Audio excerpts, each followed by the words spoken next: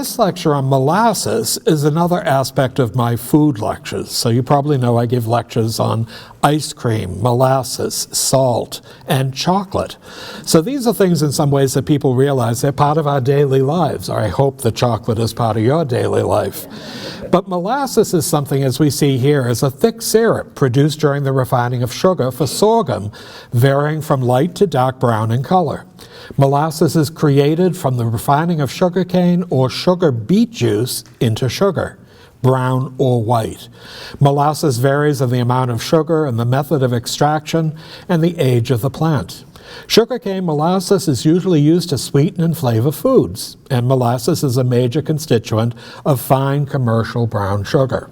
Well, I bet everyone has a jar of Grandma's molasses on the kitchen shelf. It's a staple. But the whole aspect is that this lecture on molasses is broken into three segments. The first is the triangle trade between Africa, the West Indies, and Boston, and back to Africa. The second part deals with abolitionism and the eradication of slavery in the United States. And the third one is on the Great Molasses Flood of 1919, when 2.3 million gallons of molasses drenched the North End. Well, starting off, the aspect of the triangle trade was part of the world economy of the 17th and 18th century. The triangular trade would see slaves being brought from Africa to the West Indies and the Caribbean, where in that instance many of them worked on the sugarcane plantations, producing not just molasses but also brown and white sugar. It would then be sent to Boston, and the molasses was used in the distillation of rum. In that aspect, rum would then be sent to Africa. So the triangular trade was something that was a major component of that world economy. But you had to realize in some ways most of the slaves in Africa came from the western coast. This is a map of the 18th century, and we see Guinea as one segment.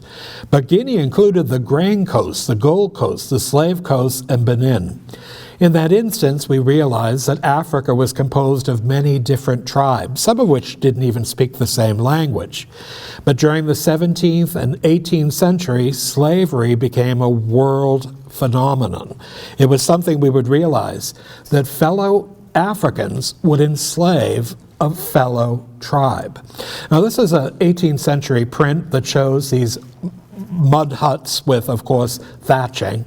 It's some sort of a ceremonial dance, but you realize that these were anywhere from 300 to 400 people, seniors, adults, teenagers, and even children. And during that period, because the demand for slavery became so intense, we would realize that other African tribes would descend upon these villages and, of course, enslave the people. Well, by the 17th century, in order to satisfy European demand, African slave raiders needed more captives to sell as slaves to the Europeans. And that necessitated starting and expanding more raids and subsequent wars to obtain them. Initially with bows and arrows, by the early part of the 19th century, they were using rifles. But in 1518, the King of Spain, Charles I, issued a charter authorizing the transportation of slaves direct from Africa to the Americas. In that period of the 16th and early 17th century, they were brought to Western Europe, Spain, France, and England. And up until that point, since at least 1510, African slaves had usually been transported to Spain or Portugal and then been transshipped to the Caribbean. This print, which dated to the 18th century, would show people, men and women of all ages, using in that instance manacles made out of wood, and they would march anywhere from 3 to 10 miles to the Gold Coast.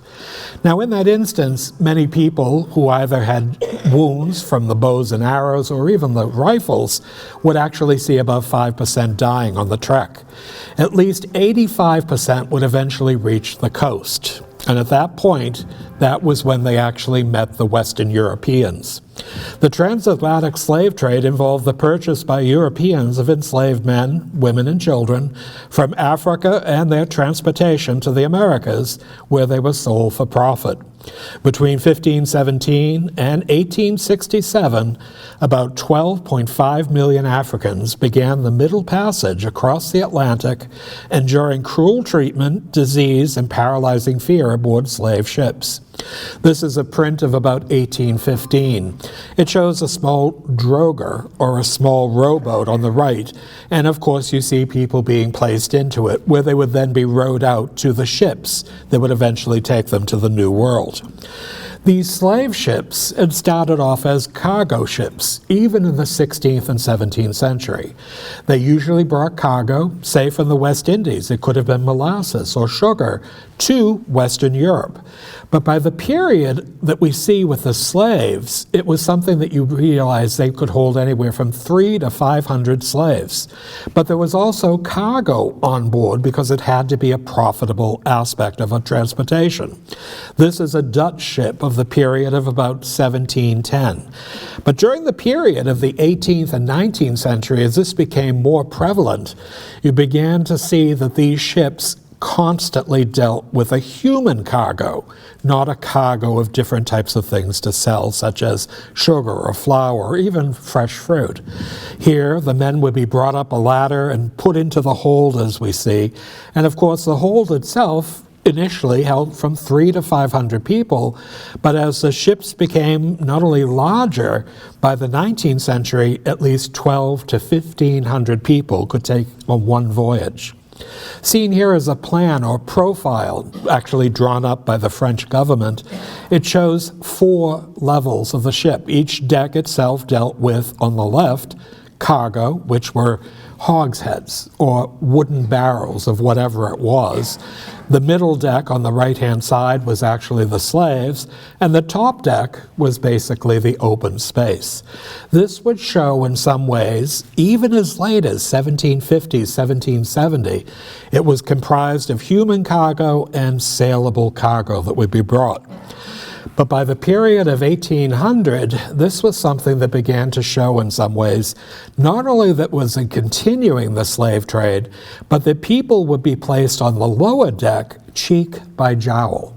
They would actually be strapped down and seen on the upper level directly on the edges, whereas the interior would actually have some different type of cargo. This is interesting to see because you also see on the left-hand side the type of manacles that would be used. Of course, if I was enslaved, I'd probably want to actually break out. But this was something you realize that was taken into account over 200 years. And in that instance, seen here, the condition of the slaves on the brig Echo was bad. And they had been huddled together closer than cattle and slept at night in as close contact as spoons when packed together. Privation of every kind, coupled with disease, had reduced all of them to the merest skeletons, and to such a state of destitute and debility that on entering the fort they could not so much as step over a small beam, 1 foot high, in the doorway, but were compelled to sit on it and balance themselves over. It is impossible for you to imagine their sad and distressed condition. Uprooted from their tribe, as well as their village, brought to the coast and then placed on a ship, it was something that one can only imagine, the anxiety and turmoil. But the whole aspect was, even the United States would regulate the slave trade. Now this dates to 1815, and the United States, as it says here, the stowage on the ship would regulate the slave trade with the number of people that could be accommodated. In that instance, you see not only the 2 decks, but on the lower left-hand side, that there were actually 5. By this point, it was probably the most profitable aspect of any trade in North America. Now, many people realize this was something that was incredible. Yes, they were let up during the day. This is a watercolor of the 1840s. It shows people sleeping or sitting on these wooden partitions, but you see here a gamut of people, men, women, young children, and even elders. The man is reaching up for water that is to be given, and in that way you began to realize they weren't human beings. This was cattle or chattel. This was something that was going to make a profit when they came to the New World. And though they were emaciated and they were malnourished when they arrived, by the time they saw land, they were fed very nutritious, very filling gruel and water and milk. Here, they sat on the deck, they were washed down with salt water, fed a good meal, because the better they looked, the higher the price they were going to bring. Now, this really didn't differ from one port to the other, and most of us realized during the Civil War the southern states had slavery. But New England had slavery even as late as 1781, and New York 1824. So slavery was a big business, and in this instance, most of them initially went to the West Indies. Now, this is a map of the 18th century. It not only shows, as you see on the far left, Mexico and the beginning of South America, but you have Cuba, Haiti, Santo Domingo, as well as all of the lesser islands. They were Dutch, they were French, they were Portuguese, they were Spanish. And in that way, many of them used not just fresh fruit and vegetables, but they also used sugarcane, a major component of molasses, which would be actually grown on these enormous plantations. Once sugar and other export crops began to be cultivated in the Americas, nearly every Western European country participated in the transatlantic slave trade. To secure full cargoes, European traders built castles or factories at ports on the coast of Africa where they could collect people and goods for sale. These sites, places like Gorée, Cape Coast Castle, and Ouida, became launching points for European colonization. If they were coming to the West Indies, they would normally come to a sugarcane plantation. Now, these sugarcane plantations would start off modest, a few hundred acres. Some were thousands of acres, but there was always the plantation house with accessory areas where slaves would live. The sugar house would be using the sugarcane to actually produce molasses, but also, as you see here, other things. They were totally self-sufficient. So there was cattle, there were chickens, there were vegetables grown, as well as fruit trees. But the biggest crop was sugarcane. Now, I don't know if you've ever been to a Caribbean market. I love the pieces of sugarcane that I find. Like a fool, in my 20s, I tried to boil it to make my own molasses. It never worked, but it was something you realized in a lot of ways. This was actually quite the business. And in the mid-17th century, British-owned Barbados rapidly developed into a slave society growing sugarcane. The capital and technology supplied by the Dutch were instrumental in bringing this about, unleashing a revolution in the production of sugarcane, with the essential ingredient being the Dutch supply of African slaves. Now, sugarcane, when planted, has 2 ripenings annually.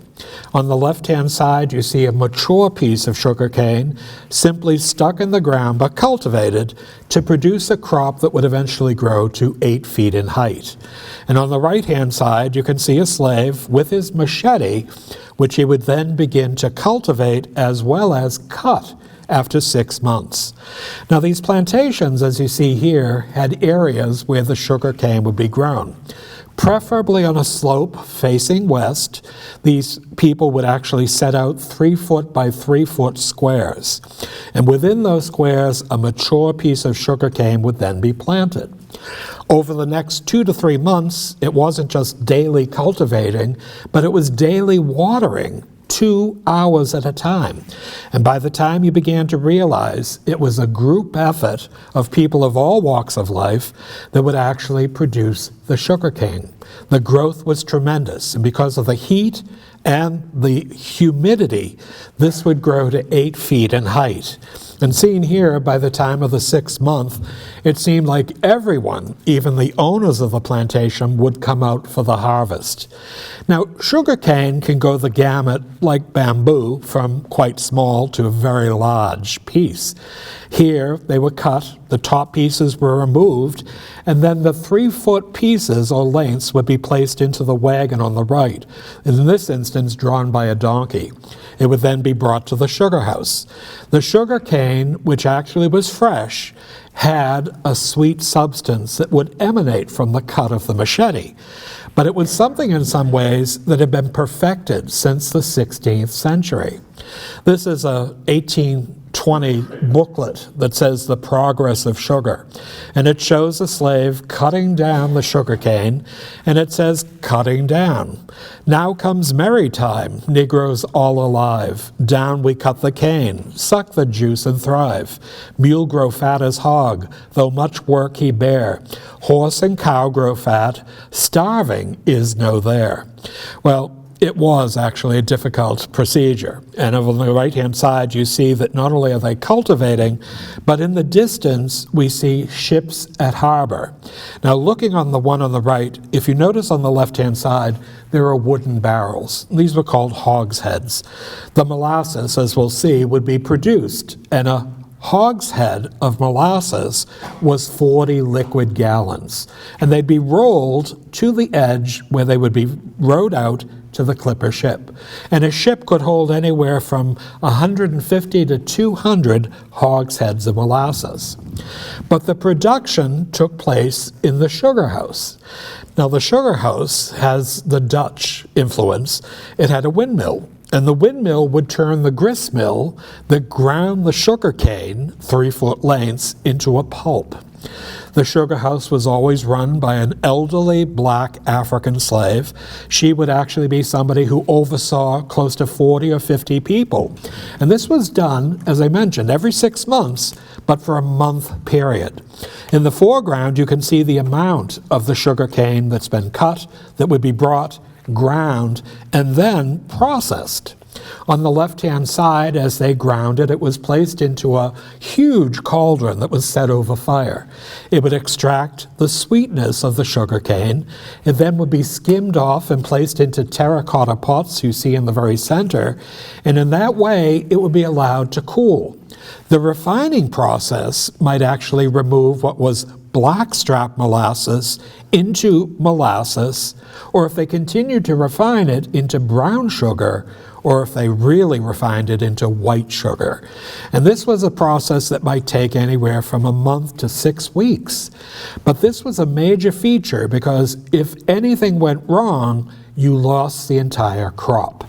Now, the crop was important. And here, slaves arduously load hogsheads or barrels, 40 gallons, filled with molasses onto a small boat called a droger, to be transported to the largest ship sitting in the harbor of St. John's in Antigua. Now, the surprising thing is, molasses is a very dense substance. I mean, if you've ever spilt it on the kitchen counter, you say to yourself, it's a sponge, never picks it up. But molasses is a much denser substance than, say, sugar.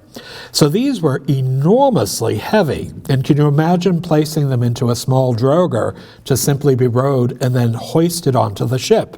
Seen here, it wasn't just the slaves, but it was also one of the owners of the plantation. Now, this was an important feature. You realize these plantations, as I mentioned, were self-sufficient. Not only did they grow fruits and vegetables, and they had all sorts of poultry and meats, they also had coopers. And these coopers would make these wonderful wooden barrels. So it was really a wonderful aspect of something that could actually create an entire economy within a few thousand acres. But once it was actually on the ship, they came to New England.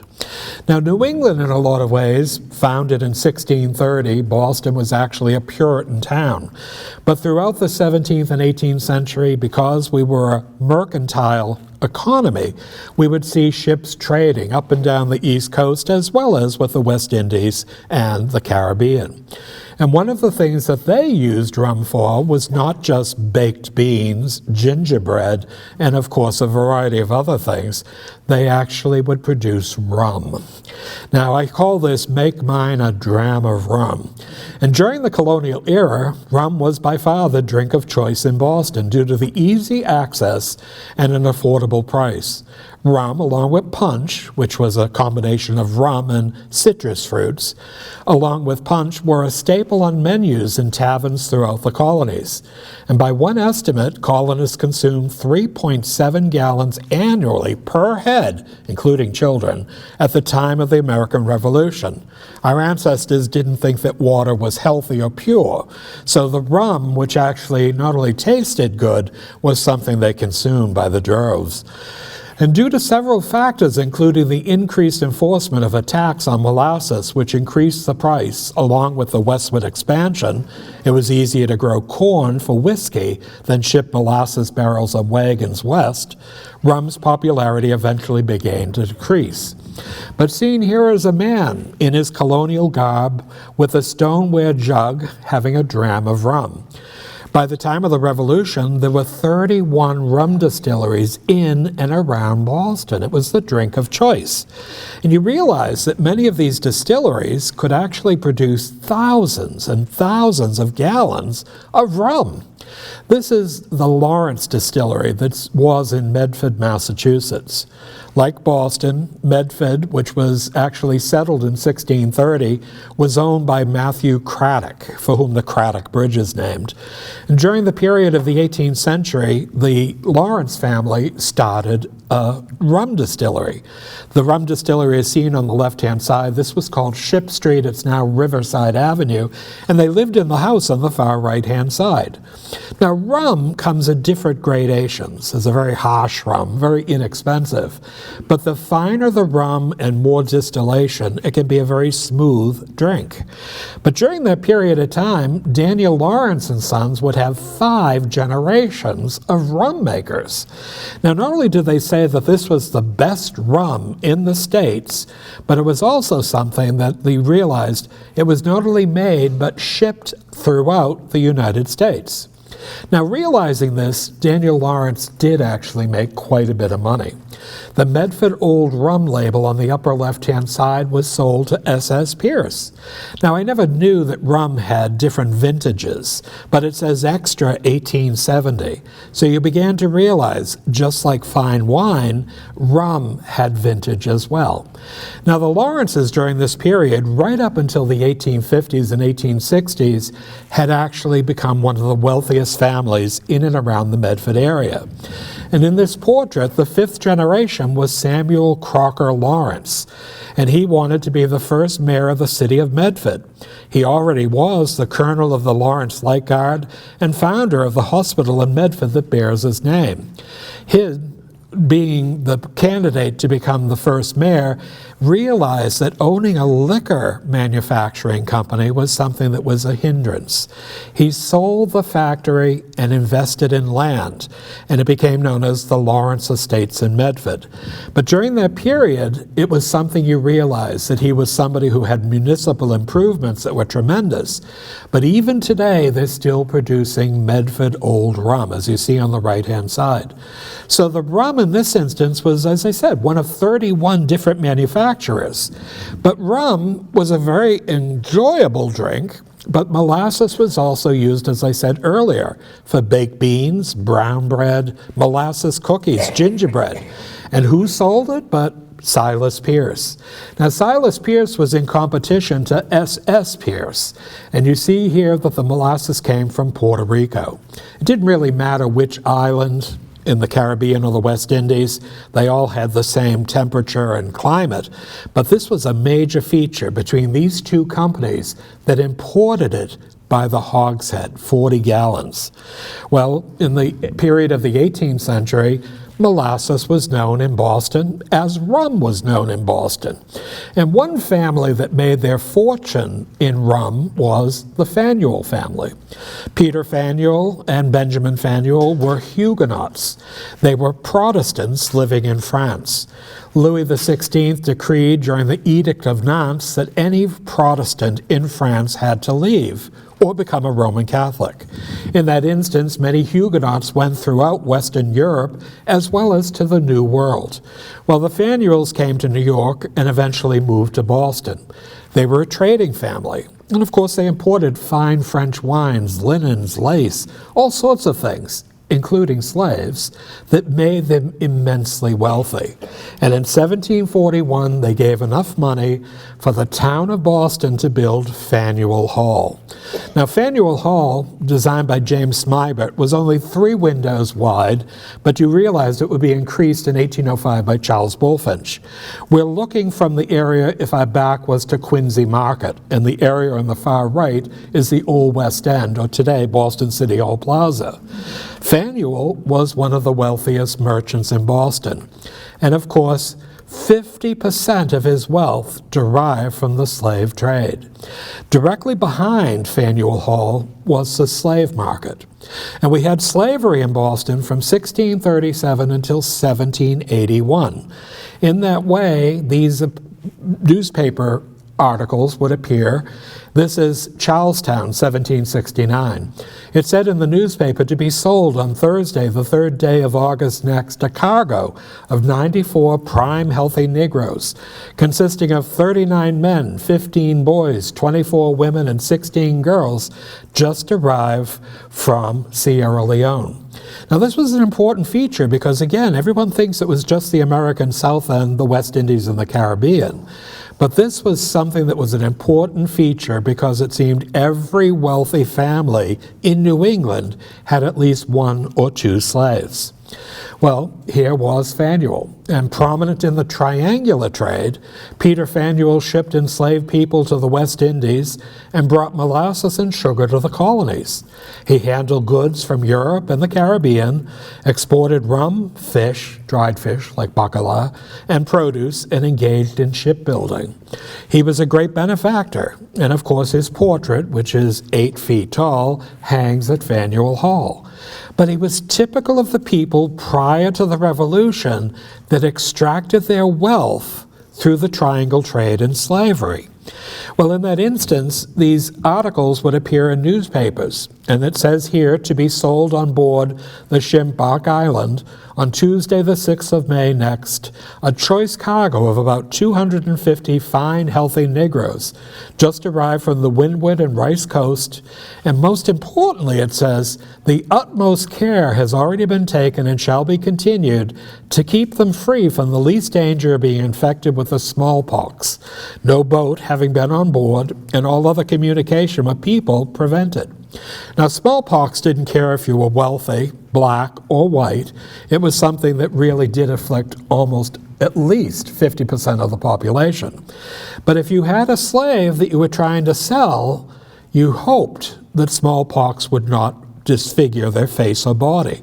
And in that way, they would sell better. Well, that whole concept was many families did have them. This is a portrait of Isaac Royal Jr. Now, his name may not be familiar. His father built a large mansion in what is today South Medford, then part of Charlestown, and of course he was a man born in Dorchester in 1694. He took his wily family to Antigua, where he eventually made a fortuitous marriage and owned an enormous sugar plantation. In that instance, he was one of the wealthiest people in Antigua. His daughter Penelope, on the far left-hand side, was actually to marry William Vassall, and her house, the Vassall House, is still on Brattle Street. In the center is Royal's wife, second from the left, Elizabeth, her sister Mary, and their baby, Elizabeth. This was a portrait done by Feek in 1737 and showed an affluent family in the Boston area that derived their wealth from slavery. Now, the surprising thing was there were slave uprisings in Antigua in 1735 and 1736. They came back to Boston and settled, as I mentioned, in South Medford. The mansion is on the left-hand side. It was 12 rooms, very commodious.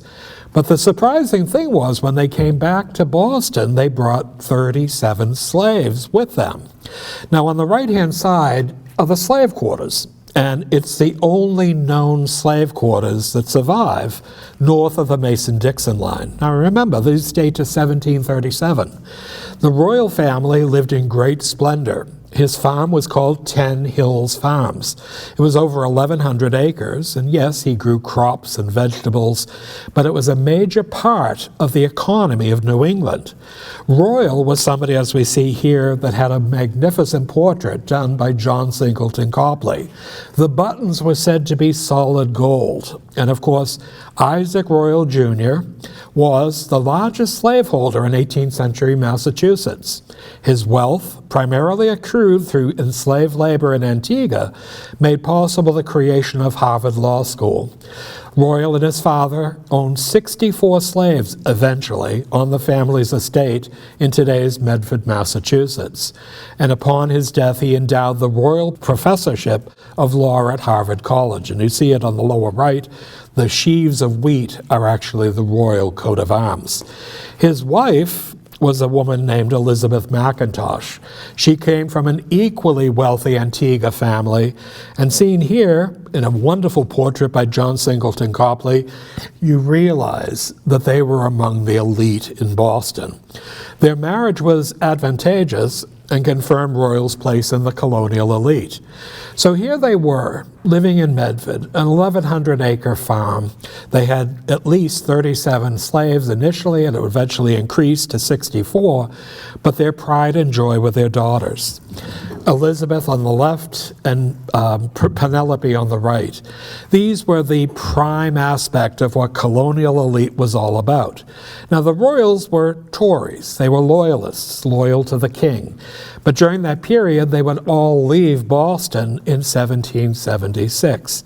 Now, on the left-hand side, Mary would marry the Honorable John Irvin, and her eventual grandson was Lord Lyndhurst. And of course, on the right-hand side, she married Sir William Pepperell.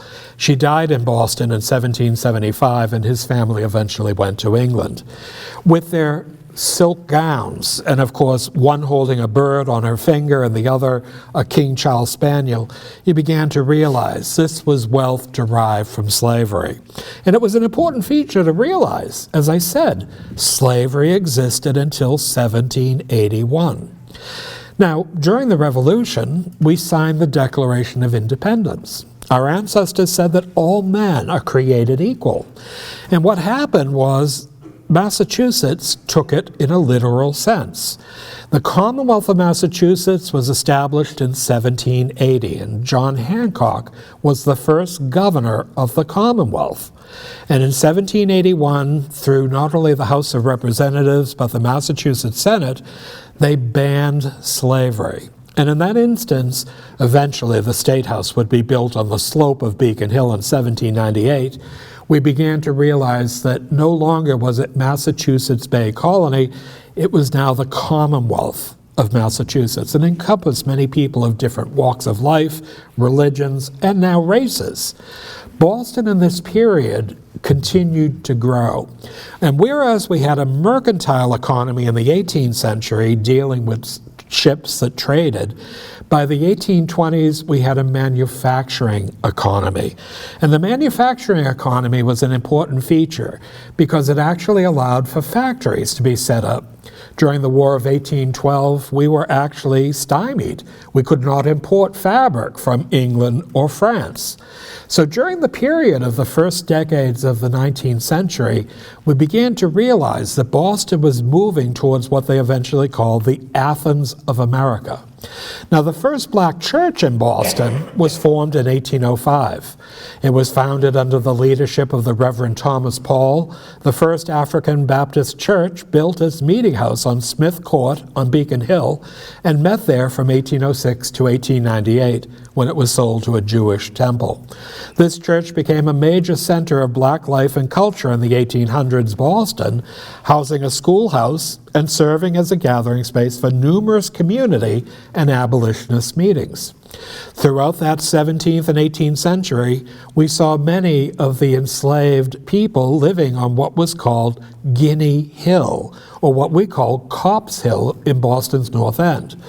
Guinea was the name of that western aspect of Africa, and this was something where most of the slaves or freed slaves would live. And by the 19th century, they were moving towards the north slope of Beacon Hill and the West End.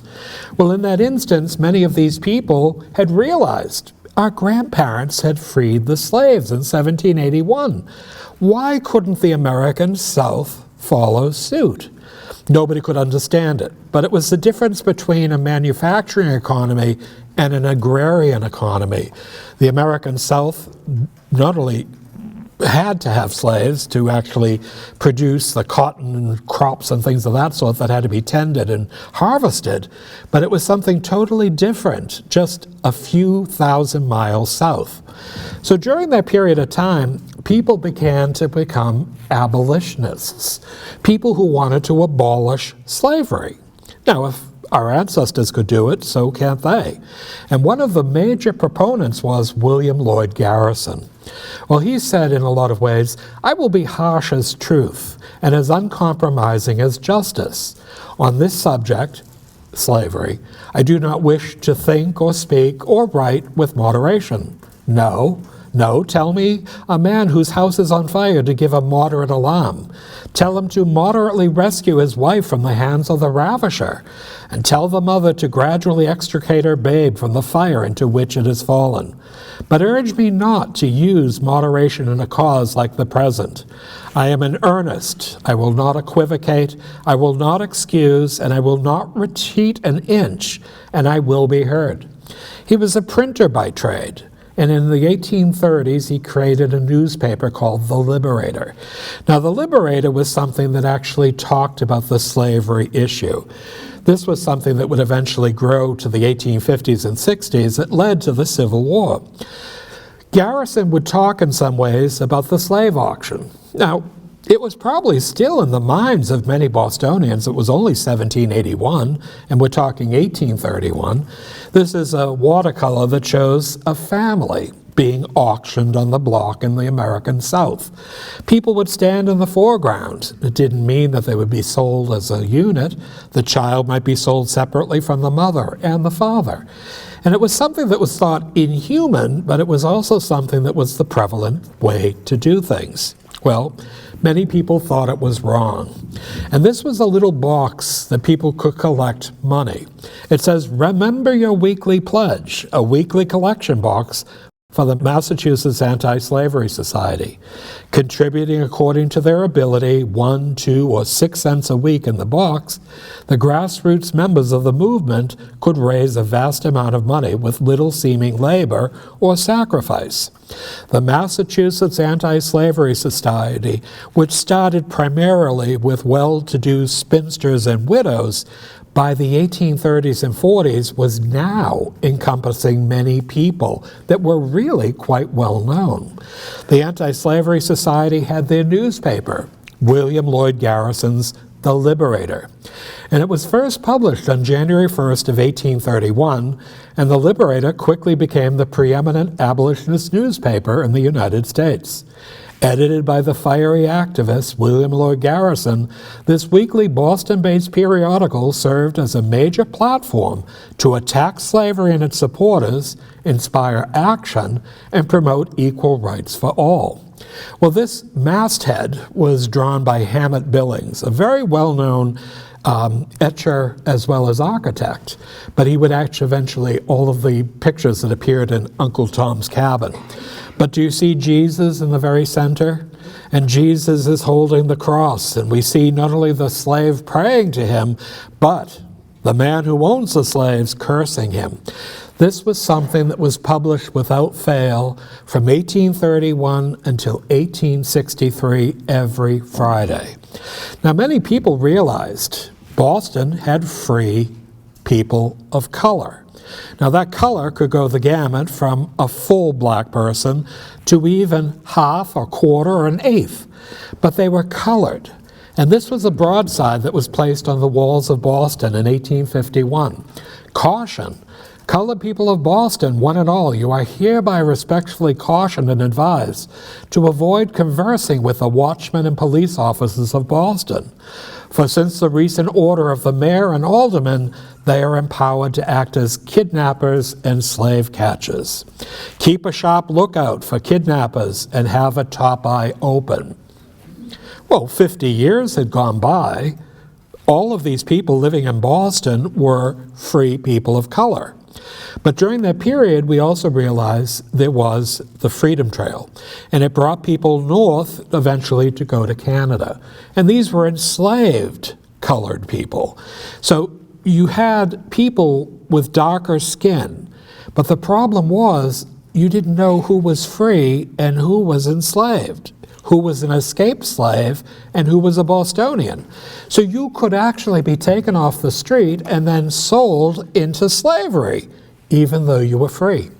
And it was something that changed the aspect of how people perceived life in Boston in the 1840s and 50s.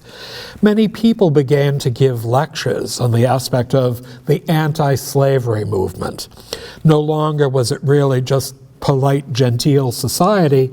Now it included people such as here, Wendell Phillips, who would stand on the steps of the Boston Common and preach to all of these people in the foreground. And if you look closely, it's a combination of both Caucasian and African American. This was something that was important.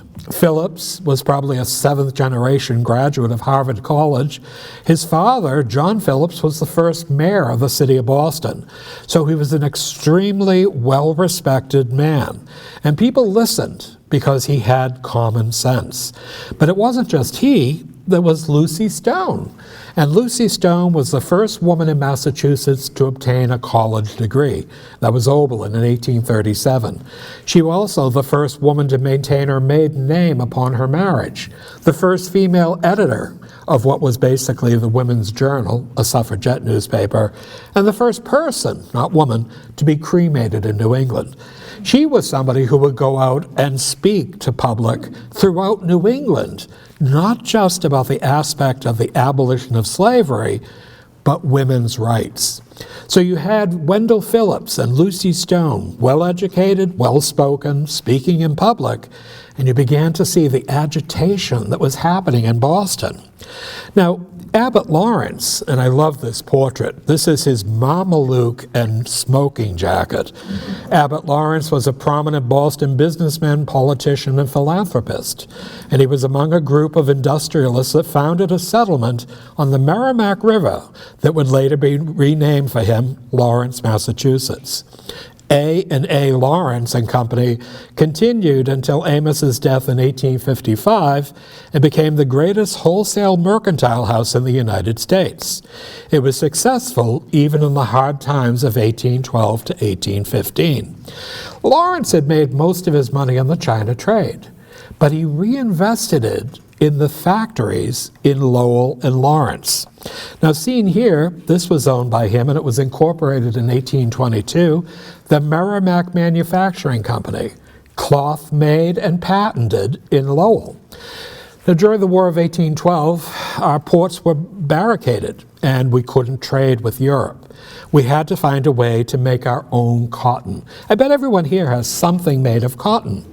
But in this period, it not only made cotton that was used, but it was for dresses, aprons, shirts, nightshirts, napkins, tablecloths. And it was something that was not only successful, but it proved tremendous for Lawrence's wealth. So you have on the left-hand side the machinery that would weave these cotton bolts. But cotton is made of cotton. And where do you think the cotton came from? The South. Very good. I do this with my students at BU. And of course the cotton came from the South. And who picked the cotton? The slaves. So it's a little bit of a dichotomy. How do you say that this man is honorable? He's making a fortune, and he is a philanthropist, but he's making a fortune on the backs of the slaves of the American South picking cotton. Well, during this period of time, people realized that this was something that was incredible. Most of the mills during that period actually had young women from the New England states. They were from 15 to 35 years of age, and of course, they worked in a variety of jobs within the factory. The photograph on the right is from 1843. And you realize this was something that was a good job. Many of them were young, they could save, eventually marry, and have a little bit of a nest egg. But the whole aspect of the mills would eventually be changed. Many people realized that some people realized that the anti-slavery movement needed a boost. And the woman who thought she could do it was Harriet Beecher Stowe, seen on the left. Uncle Tom's Cabin tells the story of Tom, an honorable, unselfish slave who's taken from his wife and children to be sold at auction. On a transport ship, he saves the life of Eva, a white girl from a wealthy family. Eva's father purchases Tom, and Tom and Eva become good friends. Well, Harriet Beecher Stowe wrote Uncle Tom's Cabin, Life Among the Lonely. And in that way, not only was it a bestseller, it was supposed to have sold 100,000 copies in 1 year, but she became synonymous with scandal. And seen here, Little Eva's song not only was set to music, but Uncle Tom's guardian angel. Little Eva was blonde and blue-eyed in a white dress. And here was poor Uncle Tom, bereft that his family had been taken from him. Well, this was something that put the face on slavery. Uncle Tom became the aspect of the slave face. And many people realized it was really quite serious. And in regard to the book, Southerners stubbornly held tight to their belief that slavery was an economic necessity, and enslaved people were inferior people, incapable of taking care of themselves.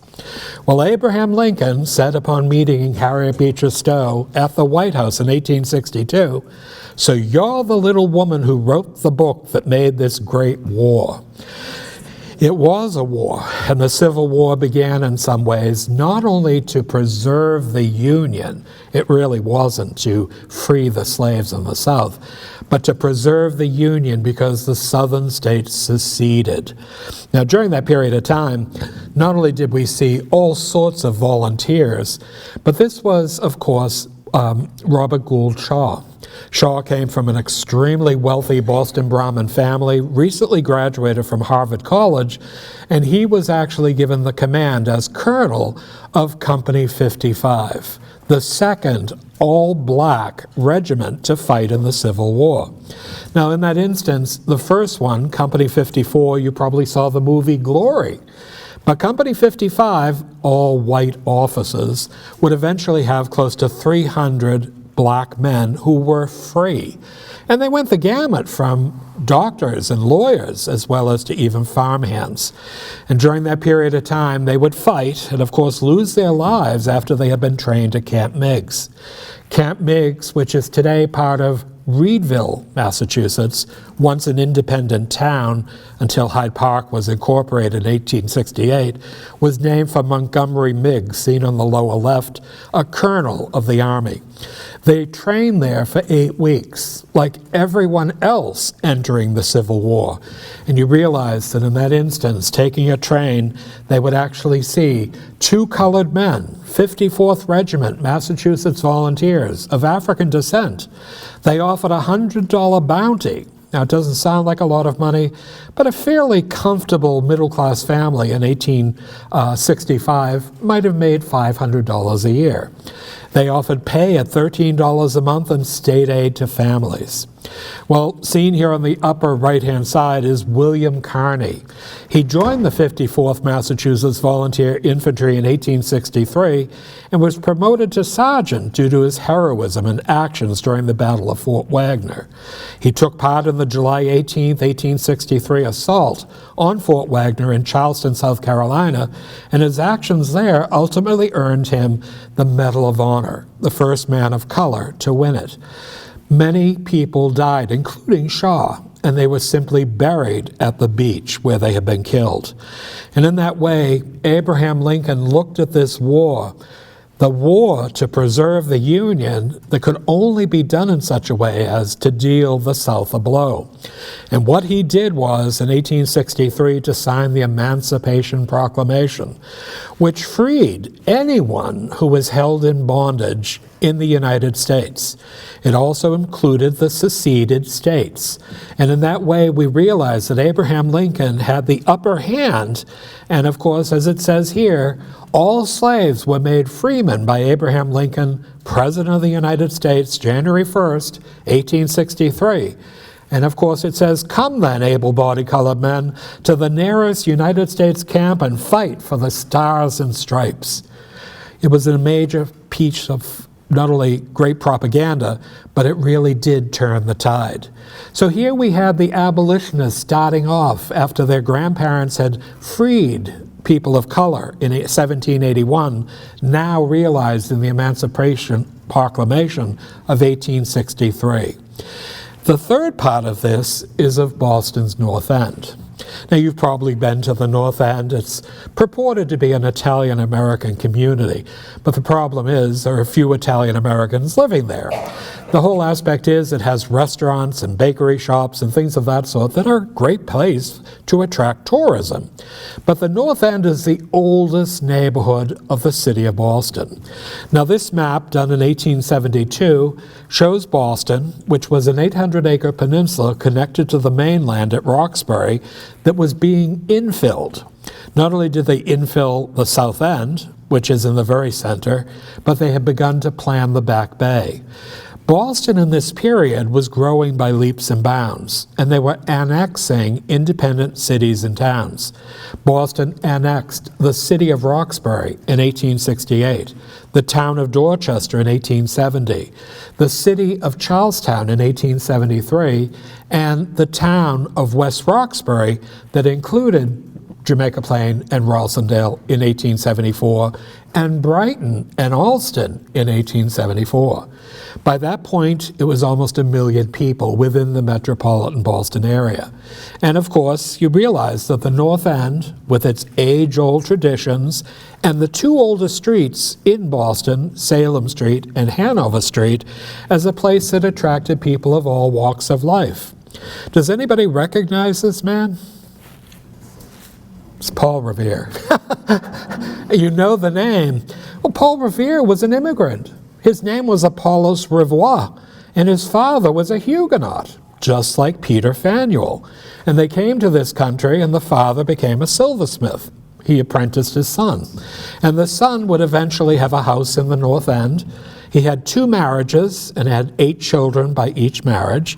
And of course, he lived in such a way that he had not only 16 children, but 7 apprentices learning the silversmith trade. I can imagine there was no privacy in that house. But if you realize his silver was among the best that was made in colonial New England. There's a teapot, a caddy for tea. There's also a creamer and a sugar. And if you're thinking of a birthday present for me, October 23rd, this is perfect. I would love it. But Revere was somebody who wasn't just a silversmith. He was a courier during the Revolution. He was a son of liberty. He was a goldsmith. And he made George Washington's dentures. Well, in that instance, Paul Revere probably became best known for sounding the alarm the British are coming. He rode his horse Meg, and you remember the spire had 1 if by land, 2 if by sea, with lanterns. He rode through the area and up through Somerville, which is today part of Charlestown at one time, Medford, Arlington, up to Lexington. He would eventually be stopped, but he was a major portion of that revolutionary period. But by the 1840s, the North End was changing because no longer was it primarily the descendants of the Puritans. Now it was beginning to encompass immigrants from Western Europe. They were coming by clipper ship. And this ship was owned by Enoch Train. You can see at the very top, the red banner has a white diamond. His shipping company was called White Diamond Line, and he was in competition with Cunard. But you realize the Irish in the 1840s, the German in the 1850s, the Jews in the 1860s and 70s, and Italians in the 1890s to 1900 began to realize that the North End was a place where people overlaid ethnicity and religion and race. The North End was adjacent to Boston Harbor, and it was said that by the 1870s, at least a dozen ships would arrive in Boston, not just with cargo, but with steerage passengers, seeking a better life in the New World. 1 year alone, in 1883, it was said that over 38,000 people came just in 1 month. So during that period, the North End was a place that basically welcomed people, but it was never large enough to absorb everyone, and they moved throughout the Boston area. Now, during the latter part of the 19th century, the North End was known as Little Italy, as this postcard says. This is North Square. On the left-hand side, you basically see what is Little Prince Street. And on the right, men sit on the curbstone in front of the Banca Ettore Fiori. This is the Italian credit union. And if you notice, it's all men. During that period, many men who were called birds of paradise would come to the New World earn money, either return to bring their family to Europe or send money by wire to bring their wives and children to the United States. This was an important feature because you began to see the overlay, the Irish, the Germans, the Jews, Russian and German, as well as the Italians. And of course, even Paul Revere's house still survived in the North End, and it had been repurposed as the Banca Italiana, the Italian bank, and Gauduti's cigar factory, where many women worked afternoons hand-rolling cigars. Now remember, Paul Revere had lived here with his first wife with their 8 children. He remarried and had further 8 children and 7 silversmith apprentices. This was a 9-room house. So the North End not only had the remnants of the colonial past, but if you notice just to the left, the Angelo, which was a tenement flat. The North End was so densely populated, it was said to be close to 40,000 people by 1910, that some of these buildings that did survive until the early part of the 20th century would be demolished to build high-rise tenement flats. This building says built in 1727 with L. Goldman directly above.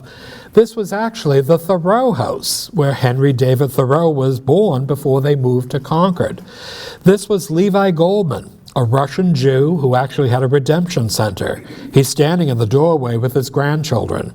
He actually asked for paper, retail paper, paper stock, cans and bottles. He did quite well, and he built a house on Elm Hill Avenue in Roxbury, and eventually this building was demolished in 1912. But the problem was, you had buildings of the colonial past in wood, and you had 19th and early 20th century buildings built of red brick. So the neighborhood was never zoned in some ways for buildings that seemed to just grow by leaps and bounds, different heights, different setbacks. And as you can see, Salem Street, and this is 1901, was an area that had both Italian and Jewish. The sign in the foreground actually is from a Jewish shop offering Shabbat shawls and prayer books. So this was a neighborhood that had many different people of different walks of life, but it also began to grow tremendously. Now this is a photograph of Hull Street. On the left would be Copp's Hill Burial Ground, and you can see in the distance Christ Church or Old North Church. Now this is 1885. A decade later, this is Hull Street. No longer were these small, one-story, one-family houses extant. Now they were building tenements. These tenements would usually have on one floor 4 different units, 3 rooms each, and they shared a toilet in the hallway. The city of Boston set up bathhouses in the North End, the West End, the South End, and one that survives today is the L Street bathhouse in South Boston. Because you didn't have running water in a toilet, you would actually go there for a bath, hopefully more than once a week. But the North End in this period was growing by leaps and bounds. It wasn't just residential, it was also commercial. And along what today is Commercial Street and Atlantic Avenue, directly to the right of the elevated railway were many different businesses. Does anybody remember the elevated railway? Well, it went from Sullivan Square in Charlestown to Jamaica Plains, Forest Hills. But there was a second elevated that went from North Station to South Station, along what is, of course, the area of North Station down Commercial and Atlantic Avenue. And you can see it here on the left-hand side. It was demolished in 1942 for scrap metal during the war. But the building seen on the right was a tank of the Purity Distilling Company, which had storage tank that would ferment molasses, initially to create ethanol for World War I weapons, and it collapsed under pressure. 2.3 million gallons of molasses onto Commercial Street. The accident, known as the Great Molasses Flood, would cause 21 deaths, 150 injuries, and heavy damage.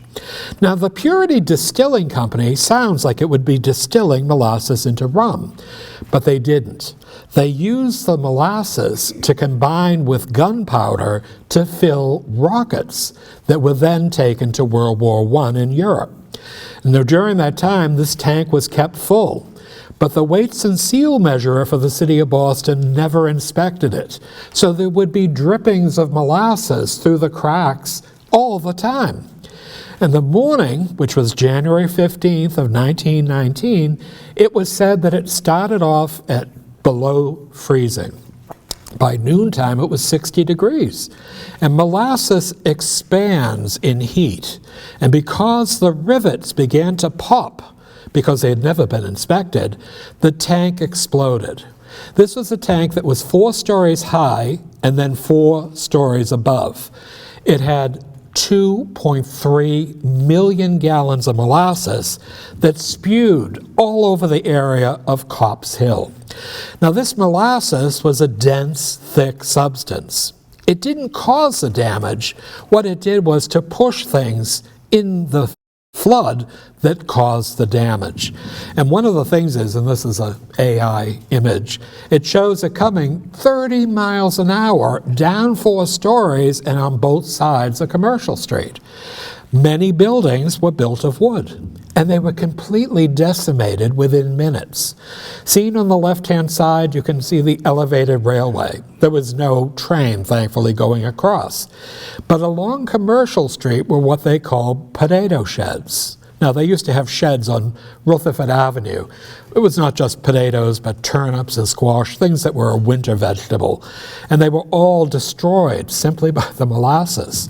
But in the foreground, you see the roofs of some of these buildings just lying on top of all sorts of debris. People couldn't understand. How is it that something of this sort took place in less than 10 minutes?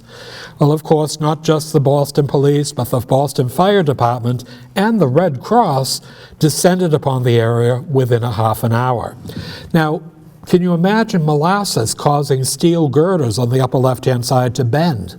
It was the fact that many of these pieces that were used for the mercantile trade were simply pushed and caused steel girders to bend.